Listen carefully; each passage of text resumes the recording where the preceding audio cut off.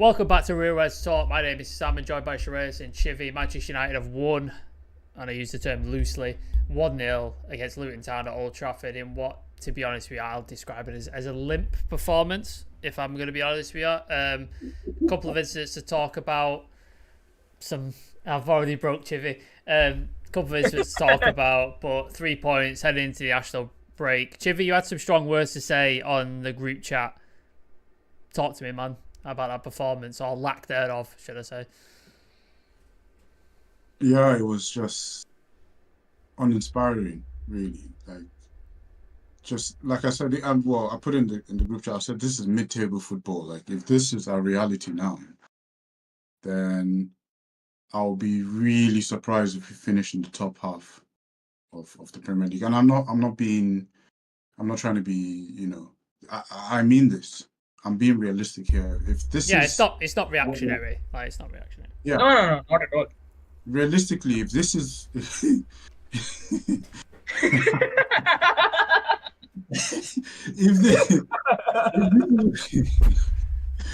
Chivy can't even finish the sentence.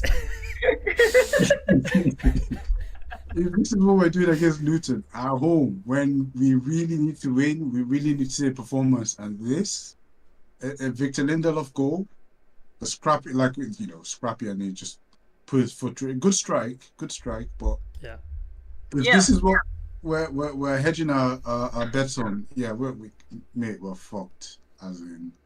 And today was just the realization of everything, and I think I've given up. Well, I won't say I've given up, but I just hope for the best at this point, right? My expectations are just completely flat going forward. So I just wish these guys good luck in whatever endeavors that they're trying to do. Are you just gonna watch from afar, Chivy, and just be like, you do you, man, you do you. I'm just gonna, when on Twitter when people go thoughts and prayers, like I'm just gonna offer my thoughts and prayers are with this team and the manager, because that's all that can save us now. We just have to rely on luck and individual brilliance. But as far as playing as a team, like, I did not see anything. I could tell they were eager. Like, they were kind of, they weren't lackluster. They were eager. They just didn't know what to do. I mean, when you're trying to break a team down, I understand keeping the possession, right? And moving the ball side to side, trying to find empty spaces. But when you're moving it at a very slow pace, you just give them time to just organize themselves. It was so easy. It's like, do you know when the doctor does your eye test and then he gets the light and he just goes follow the light side to side? Yeah. That's how easy it is, isn't it? It's just like, what he's going, oh, they're over there. Okay, they're slowly going that way. And the defense just that's honestly, all they're doing. Like. Honestly, Luton on the way, like on their coach back to Luton, they'll be kicking themselves like, what was that? Was that it? Like, was that it? Honestly, like, so this is my new reality from today, because lots of times, like after the Brentford game, I was like, okay, let's see what will happen. Like, maybe something will change. Yeah. And nothing. And now, honestly, I genuinely believe Ten Hag is just tired, and he's booked a holiday, and he wants to just get himself fired right now. This is like, just fire me, let me just get the severance cut, and then I'm made. Yeah. Yeah. I understand the feeling. A couple of comments in the chat. Simon Davis, regarding United, all the points look the same on the board, but I completely agree. Team is massively lacking confidence, but 3 points is 3 points from UTFR. Dan Raj, short corners, explain. Love to hear from Chivy. We'll ask Chivy on short corners in a minute. Shreyas, is there anything positive you could pull out of that game? Like, we'll touch on the injury incident, so try and keep that out of the thing, but is there anything positive you can pull from that game? I think the only positive is that we didn't drop any points. That's the only positive that I can actually take out from this game, because earlier on the season, if you remember the game against Brentford, the game against Palace, all they used to do is just sit back behind, wait for the opportunity, strike, and they just know that, we can't really break teams down. So they just sit back and enjoy United, getting frustrated for the entire 90 minutes. But luckily, we were able to get a goal in, and, it made Luton to actually press more forward, move more forward. It left spaces in behind, but the worrying fact is, even though they, tried to move forward, tried to get the equalizing goal, and we made a lot of attacks as well. We got in behind a couple of occasions, but we were still not able to convert any of those opportunities. And considering how we played in the first half, I think we should have definitely slotted in like 2 or 3 goals in the first half itself. The way we were playing, the way we were moving the ball around. Um, we started the game on a positive foot, but the way we just allow teams to reintegrate back into possession, when we have possession, we just allow our opposition to actually reintegrate, get back into shape, and it just kills off any sort of attack. And once again, I think in the only positive I would take out of this game is once again Hoyland, because whenever he was in the ball, in the box, whenever he got the ball, he was doing something with it. Every single one, apart from Hoyland, it just looked like they were on the ball, but they just didn't know how to apply themselves around the box. Yeah, it's a worrying time, because I think Chivy hit the nail on the head. The ambition and the attitude was there, like they were trying, but there just seems to be no clue about how to win the game and what to do beyond. Let's get the ball near the box and then we'll figure it out from there, and just sort of work and try and get it in somehow. There seems to be no sort of plan or method, and I don't know whether that's Ten Hag is just now at the point where he's just like, look, just get a win at all costs. I don't give a shit about play anymore. Just get 3 points. I don't care how you do it. Just get it. Or they genuinely just look a little lost because of injuries, because of different players. Certain players are not good enough. I don't know. Like, there's a lot of concerns on that. But we'll touch on two of the massive concerns that went in this game. Another 2 fucking injuries. Eriksen went down. With his knee issue, which did not look good, which is really, really worrying, because he's one of the only players in our midfield that is capable of unlocking defences like Luton and sort of playing in key balls to create chances. And then Hoyland with his hamstring later on. I don't know why they kept him on as long as he did as well. They seem to keep him on for far too long. I don't get why. Chivy, just, worrying injuries, isn't it? Because our option now, if Hoyland's out for a couple of weeks, months, who knows at this point, it's Martial and Rashford. And Rashford today, I was tearing not my hair because I don't have any, but I was tearing my skin off my scalp because it was just a terrible performance from him. But yeah, thoughts on the injuries, man, because that's worrying, isn't it? Yeah, it's very worrying, very concerning, and it's 2 important players that we need, especially for the system that this manager is trying to play. Well, whatever it is, this transitional thing you have to do. It's worrying, very worrying, especially Hoyland. Because now he surprises me every single game. I know he doesn't have 10 over 10 performances, but there's certain qualities of a striker, of one of them throwback old school strikers that he has. His positioning, that header that he missed, the ability for him to lose his man for dead. He left his guy for dead within 2 seconds. And the only person I remember seeing doing that really well was Drogba. Yeah. Drogba used to do that all the time. You could hold on to him and he'd lose you in 2 moves. And so those are the kind of things that I see with this guy. And some of the times when he gets the ball in a tight position, he's able to spot a runner and do, like, there was a move that he did when he got the ball back to goal, and I thought there was 2 defenders on him, and I thought, well, it's dead. And he managed to do like a back heel, but Dallo, I don't know who was, I think it was Reguilon that was behind him, and kind of was a couple of steps too slow because he didn't anticipate it as well. So these are the kind of things that Hoyland does that really surprises me, and he's such a promising player. So unfortunate that he has to play with this current group of players, because I believe if he went into a team, right, and a squad that was a team that played like a team, a cohesive, a system that played, a system, a cohesive, he'd be absolutely brilliant. And I'm also gutted for him because he's got 5 Champions League. He's the highest goal scorer at the moment in Champions League. I think him and Kane are on 5. I think it's him and Morata. Oh, yeah, him and Morata. Yeah, so I was really gutted for him because I really want him to do well, and also for Eriksen as well. it was kind of expected. I never expected him to stay fit for the whole season, so it's kind of sad.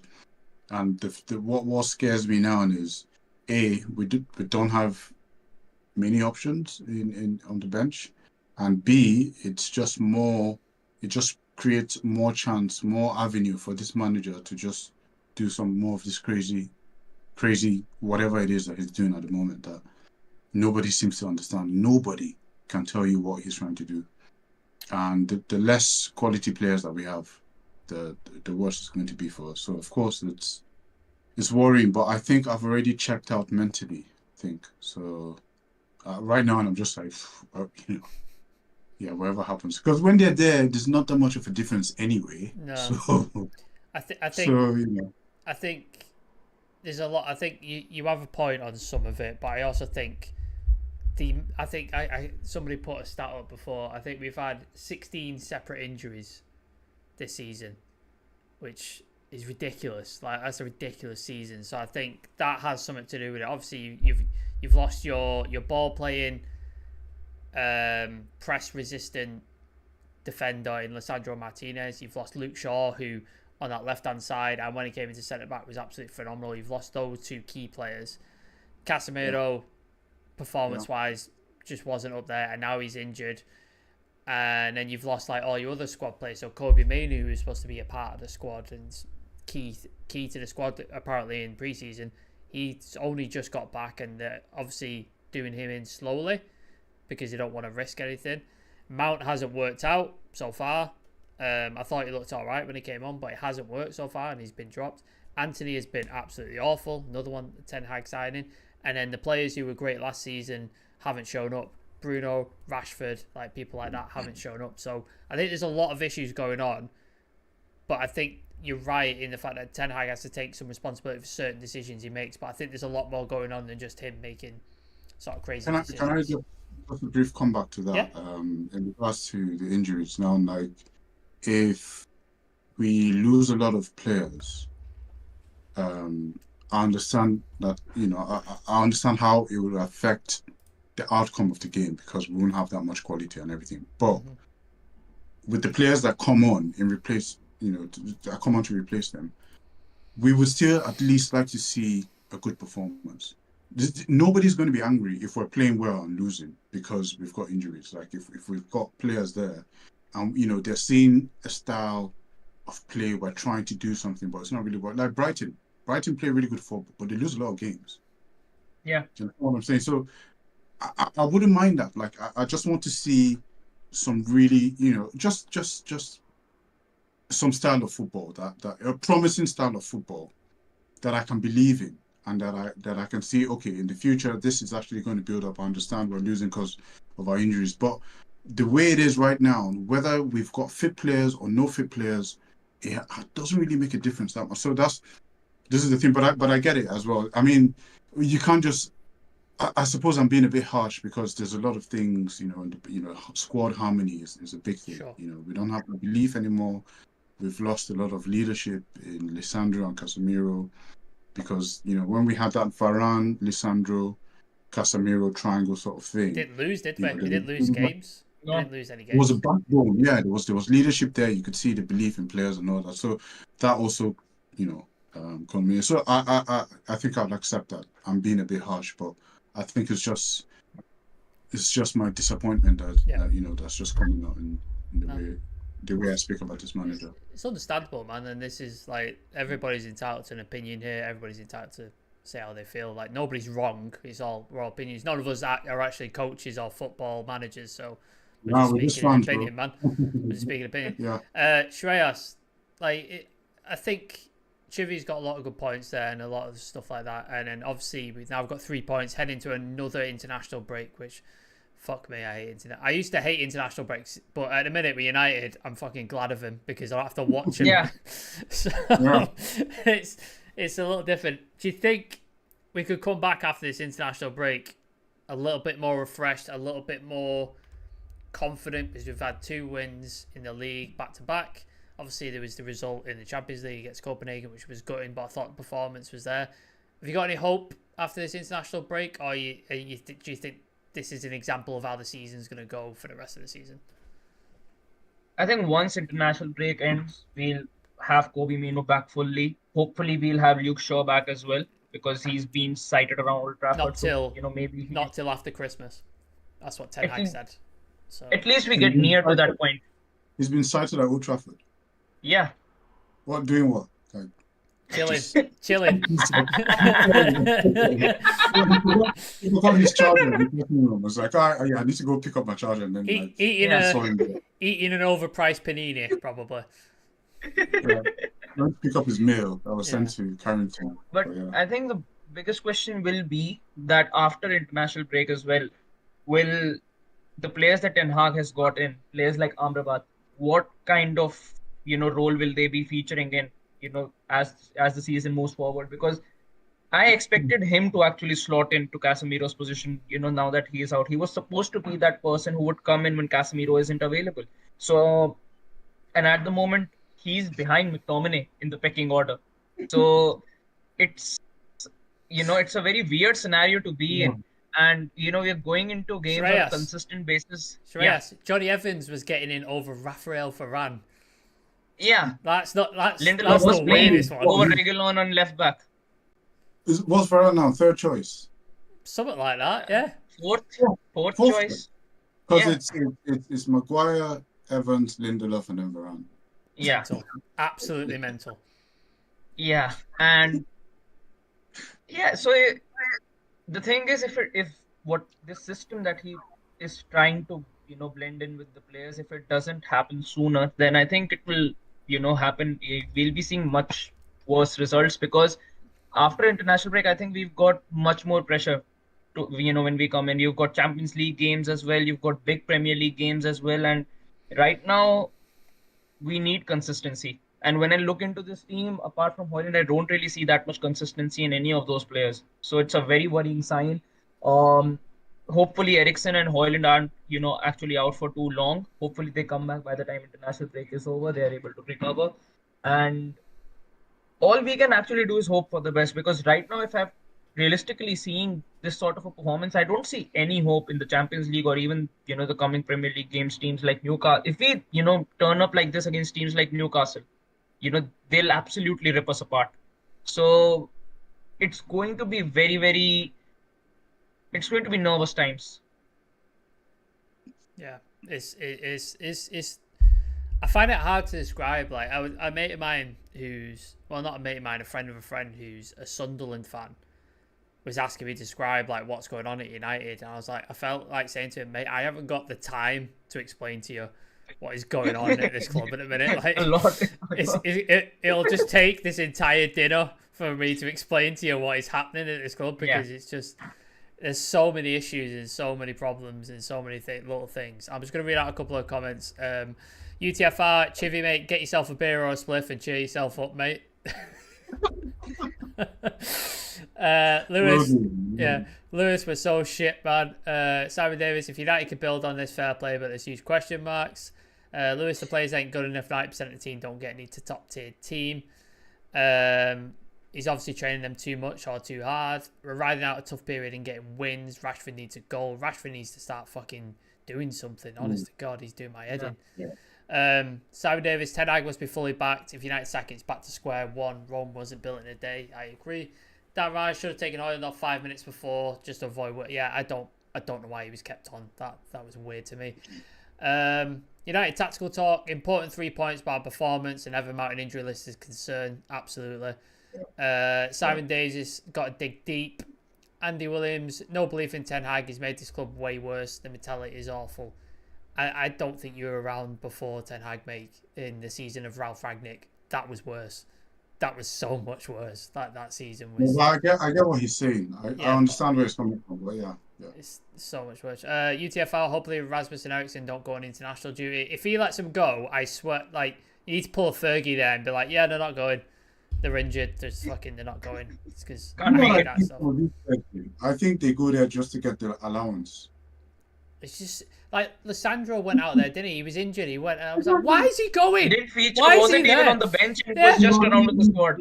He went there, didn't train, didn't do nothing. I think they just go for the allowance because Amrabat went as well. Do you remember? He got injured. Didn't play They then. signed him injured, We signed him injured, and then he went for international duty. Didn't play, didn't train. I'm like, what are you doing? Like, It's fucking ridiculous, isn't it? Back to how good a proper structure and make us successful. Well, hopefully with Sir Jim Radcliffe and in the rumours of Paul Mitchell and stuff like that. Hopefully, he's built on that. Senior players need to lead to example. Dan Rice, considering how we're performing this season, I wouldn't mind the way we are getting 3 points, mate. I'm at the point now where I just want to have some performance to look at and enjoy, because at the minute it is bad watching. It's bad watching. I don't remember the last time we enjoyed a game. Palace game in the cup. That was the last one. I can't remember the last game. Yeah. Ten Hag's third yellow. Did he get booked, Ten Hag? Did he get a yellow card? yeah. Fuck's Yeah, sake. Toward the end, he got it. So surprised Kobe Mania didn't start. Perfect game. I think they're sort of putting him in slowly. He's played a couple of under-19 games, so I think they're trying to bed him in slowly to make sure there's not the injury concern. Aaron Gregory is a Real Reds Ultra and a part of the channel, playing Van Gaal football at the moment. Oh, yeah. Did you ever go to Old Trafford under Van Gaal, Chivy? Yeah. Quite a few times, actually. Yeah. The end I used to have a ticket in, I didn't see a goal at my end for about 6 months. Didn't see a goal. It was fucking horrible. Like, it was so bad to watch. So bad. I was lucky enough to see quite a few good goals, when I was there, but yeah. Terrible. Simon Davis is Mercenaries. Look at last season. Andy Williams, we held 7 to Liverpool, and going by the season, it'd probably be the same this season. Yeah, I'm not looking forward to that game. That game. I was actually thinking about that when I was watching this today, and I was thinking, man, I think we're gonna get a couple of hidings, and I was actually Liverpool and game. if we turn up to Anfield with Maguire and Evans at the back, with McTominay and Eriksen and Bruno in midfield.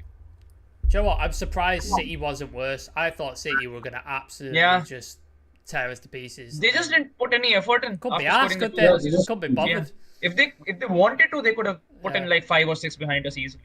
Yeah. UTFR, sticking with Eric, 100% sick of this never-ending cycle. We're getting in your sin, and they know how to run sports teams. If they don't want Ten Hag, then fair enough. Simon Davis, paper over cracks, expect fracture. UTFR, Van Gaal ripped out my soul. N40 with death seats. I think I was near the N40 UTFR because I did not see a goal my entire time there. It was fucking awful, so I know how you feel. Dan Raj, I don't want to see Ahmad's and Mainu's clips in United channels until I see them on the pitch. For our senior team, just frustrated seeing clips of them, but can't see them on the field. Yeah, where is Ahmad? Is he fit yet? Or is he still... He's still making... He was running on grass last week. I was watching on MUTV. Like, he was just doing some grass work, but not involved in any of the training, not involved with the players, just with the physio. That right hand side is dead, isn't it? It's fucking dead. Yeah. Like, just nothing happening on that right hand side, man. I think this game, one positive I will say, I thought Reguilon looked good. I thought Reguilon offered a lot going forward and getting into the balls into the box. I thought he offered quite a bit, but that right hand side is just fucking dead, man. Dalot and Rashford was just like, they don't work together. Dalot and Rashford don't work together. It's just not happy with that. Because on the limited number of occasions when Dalot made the overlap, Rashford just ignores him. Just cuts inside and goes in with the pass. I notice that a lot. Because his decision making is always maybe a second or two too late. So this is the thing. So Dalot, he has to be decisive. Yeah. If he's going to actually release the pass or beat the man. But then what happens is he loses it, and then the person who was tracking Dalot comes back, so then it becomes a 2-on-1. Yeah. It always happens, because when Dalot is making a run, he's taking someone with him. When Rashford doesn't pass, the person comes back, Dalot's offside, and then it's 2-on-1, and then he just loses it. It happens on both sides as well. So do you know what really frustrates me? We'll play this ball, and then Rashford will get onto the ball, and you think, right, he's gonna run at someone, he's gonna like make it difficult and stuff like that. But then he stands there, and he just literally stands there for like 5 minutes and looks, and you're just like, mate, you've got to be more like, you have to be quick. Ball, go, run, to pick something. But he just stands there and then goes, I'm gonna run at him, and then just runs into the defender and loses the ball, and then he stands there with his hands out because nobody, like somebody was supposed to make a run, or somebody was. You just like, it's so frustrating, man. you see what worries me now is, and I've heard a lot of the comments that you read out, talking about sticking with Ten Hag and everything, and I 100% understand that concept. We've been through this whole cycle of rinse and repeat where we sack managers and we have a new one in and then we sack him. And Ten Hag represented a break in that cycle when he came in. Like he was the one Yeah. that was going to be the long-term one and all that. But what I've really struggled with now is I'm thinking about the future of this club at the moment. And I don't see any indication from this guy to change what's happening. Because there's clearly a tactical issue here. All your players can't just be shit at once. Yeah. It doesn't happen. They just can't all of a sudden be shit. So it has to do with what he's trying to do, and I get it. But at the level of this of the Premier League with Manchester United, you don't have that much time to be able to implement. If it's not working, there's no time. This is what Jurgen Klopp said to Ragnick when he came and said he's happy he's here, but he's not going to have time to implement whatever, No. He has to hit the ground running, and time is running out. And I don't want to hit this guy, this manager. And I was so convinced that he was the one, but I'm not seeing that. I'm really not seeing that. So I'm willing to give him time for when the injured players come back. Maybe there can be a change of system. Maybe he has better players to come in and play a certain style. Chivy. But until that happens, I'm struggling. I'm really struggling to see any promising signs that something is going to happen or some kind of change is going to happen. And just, if he goes, who though? Who comes? Who? I don't know. Do you know what I mean? Just saying. I really don't know. But you know what? I would rather, if anything was going to happen, I'd rather we have new owners before that decision is made. Absolutely. Yeah, I'd rather the new owners come in and then we talk about it, and then they talk about that or whatever. But also having new owners helps him because then he is answerable to someone. Yes. Because right now I don't think he's answerable to anyone. It seems like he's got too much power. Like it seems like he's got a lot of power now. But then when the new owners come in, when we have a director of football, then they can sit down and then say, listen, this isn't working. Why? He can take suggestions. Yeah. Right? So maybe that would change. Or he could be like, I need this type of player because I want to play this sort of system. I need this type of player. Not be like, get me this guy from this club and pay whatever it takes. Like, he needs to be like, this is the style I want to play. And these are the type of players I need. And then the recruitment could go out and execute and go, we've got this guy, more for development. This guy could come in immediately. This guy is like, do you know what I mean? So they have a list of options. Exactly. I really want this guy to do well. Because he's had a rough time. He's had a really rough time here. And I want him to win. But I'm finding it really, really hard to back him. Every single game is just... I'm just losing faith in this guy, and I need him to show me something, just something I can just grasp on to just have a little bit of belief that, all right, he'll change it or he'll do something. But I don't see that. Like, you've got Amrabat, and then we're playing with... And I'm saying he plays McTominay because McTominay is a goal threat all the time. But then sometimes you have to control the ball first to get it up there to even score. And if you can't control your midfield, you leave your defense exposed.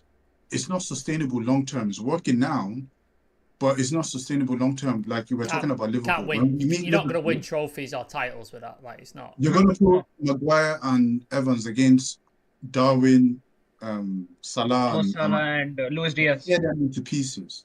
Yeah. Honestly, on the counter, once we lose the ball in transition, we're so exposed. Imagine Rashford or Bruno loses the ball out on the wing or centrally. We're dead. We are so exposed, and teams like that would rip you to shreds, man.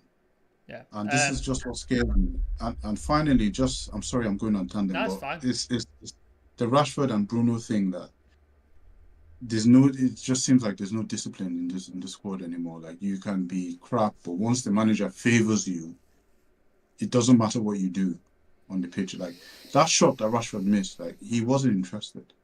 So I watched that shot and I was just like, I don't know why in my head I expected him to put it in.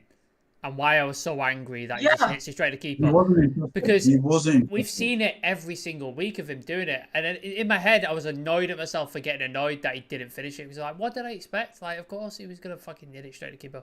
Shreyas, Chivi and me have gone back and forth, talked a lot. Give us your final thoughts, like looking forward, going ahead, whatever you want to talk about, and then I'll read out some comments and we'll get out of it.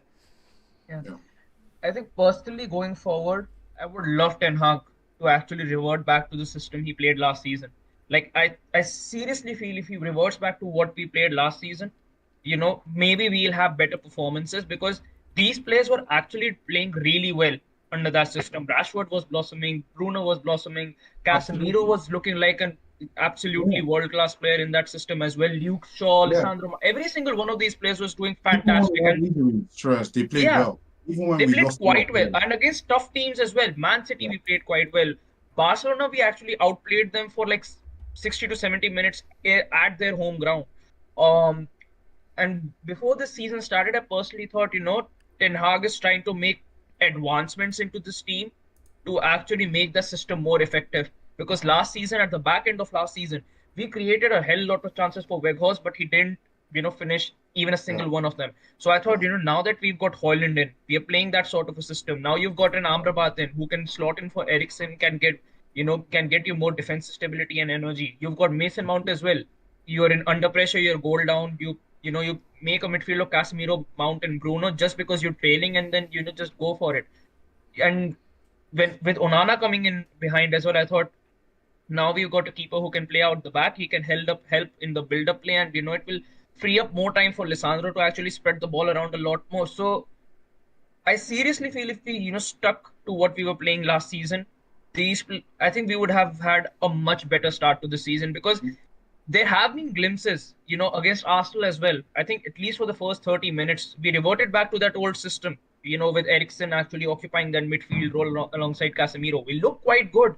But then suddenly we once again shifted to a different system. Casemiro was the only player who was shielding the back four and he just got overrun. Last season, one thing was certain. Our midfield was never overrun. They might not be as effective against certain teams, but it was never a situation that Casemiro is left for dead against four attackers Yeah. or Eriksen is left for dead against four attackers. Yeah. This season, There was our hardly midfield any. can't Yeah. catch There their was runners.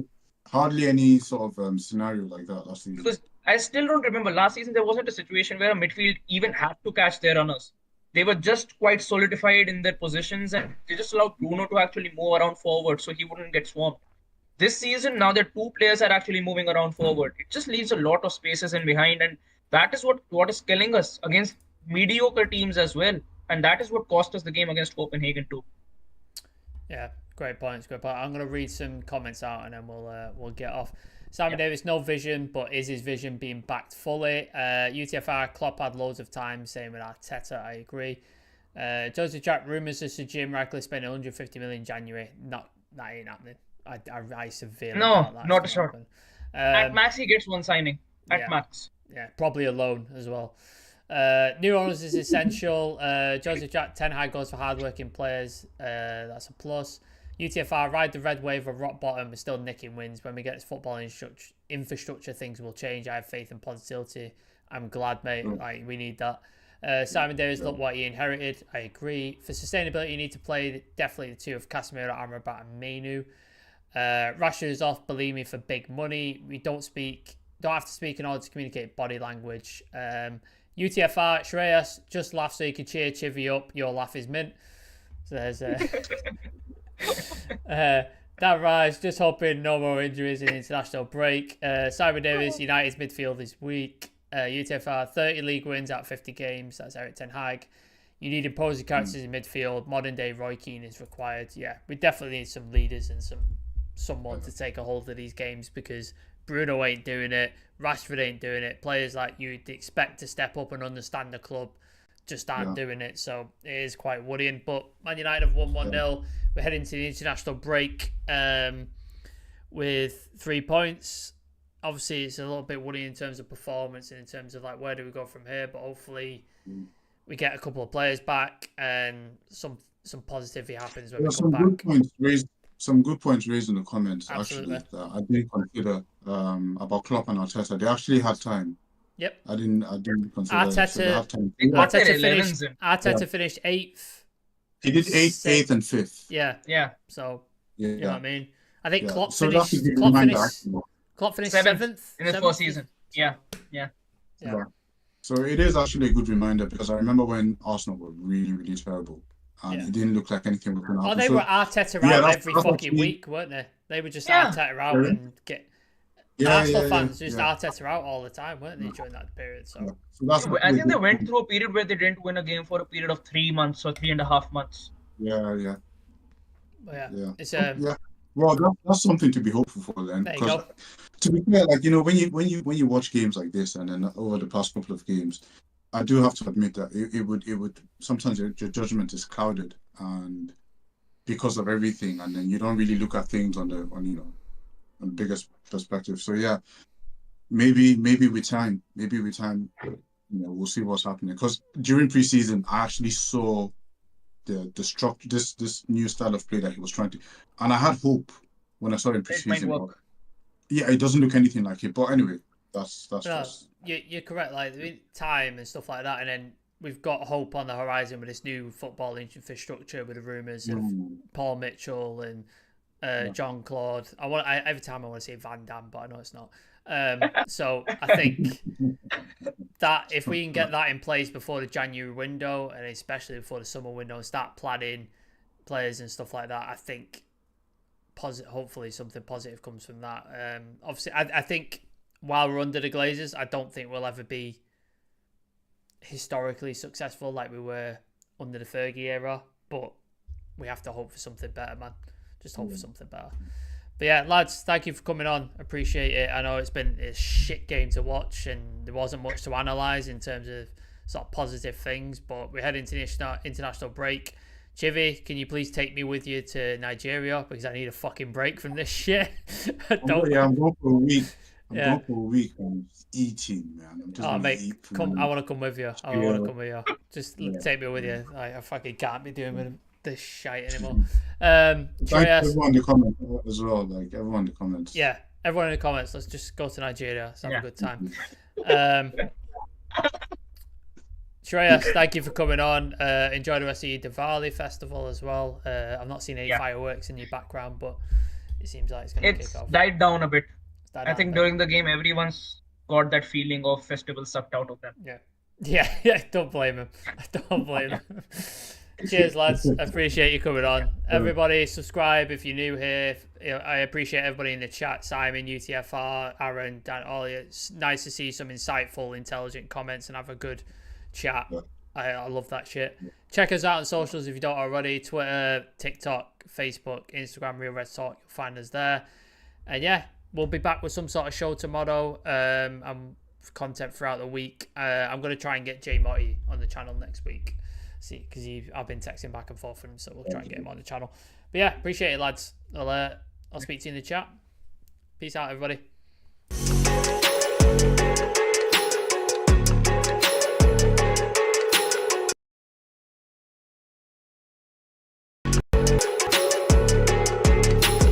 We want Blaze House and we want Blaze House.